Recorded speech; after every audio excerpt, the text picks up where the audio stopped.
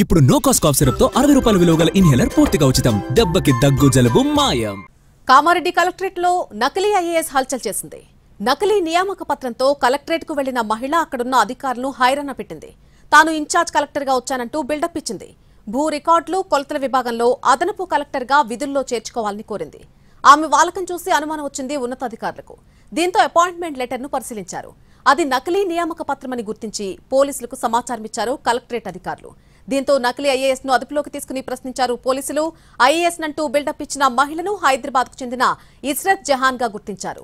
జీడిమిట్లలో నివాసం ఉండే Israt forgery cheating case పెట్టారు ఆమెపై. అలాగే గతంలో సివిల్స్ కు ప్రిపేర్ అయిందని, ఉద్యోగం వచ్చినట్టుగా కుటుంబ సభ్యులను నమ్మించేందుకే ఇలా చేసిందని విచారణలో గుర్తించారు పోలీసులు.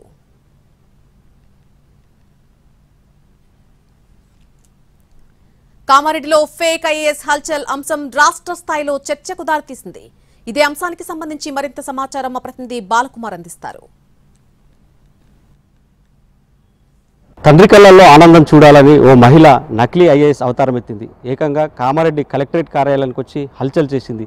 ఈ ఘటన ఆలస్యంగా వెలుగు చూసింది. దీనిపైన కలెక్టరేట్ అధికారులు పోలీసులకు సమాచారం ఇచ్చారు. ఆ మహిళని అదుపులోకి తీసుకొని విచారణ కొనసాగించారు. ఇక మహిళకు సంబంధించిన డీటెయిల్స్ కూడా పోలీసులు వెల్లడించారు. ఆమె హైదరాబాద్కు సంబంధించిన మహిళగా గుర్తించారు. దీనికి సంబంధించి ఇప్పటికే ఫోర్జరీ కేసుతో పాటు చీటింగ్ కేసు నమోదు చేశారు.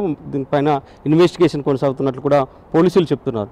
ఇక నేను ఐఏఎస్ని ఇన్ఛార్జ్ కలెక్టర్గా బాధ్యతలు తీసుకునేందుకు ప్రభుత్వం అనుమతి ఇచ్చిందంటూ కలెక్టరేట్కు ఒక మహిళ వచ్చింది. నేరుగా కలెక్టరేట్ ఛాంబర్కి వెళ్ళింది.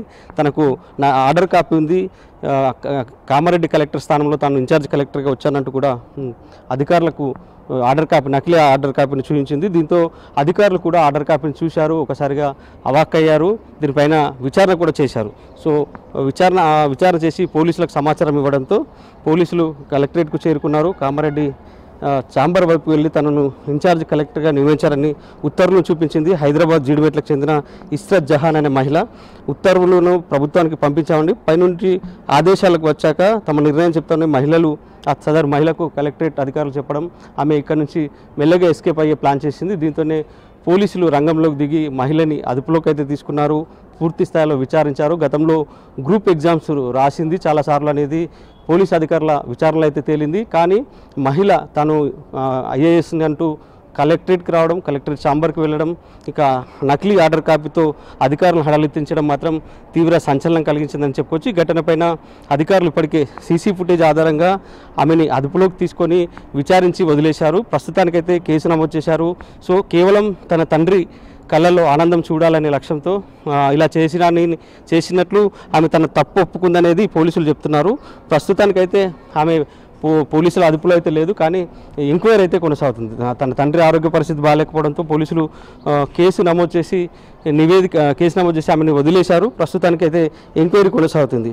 ప్రస్తుతానికి మాత్రం ఇంకా విచారణ దశలో ఉండటంతో పోలీసులు ఈ విషయంపైన మాట్లాడేందుకు నిరాకరిస్తున్నారు. ఇది ఇక్కడ తాజా అప్డేట్. కెమెరామెన్ రవిచరణ్తో బాలకుమార్, ఎన్టీవీ, కామారెడ్డి.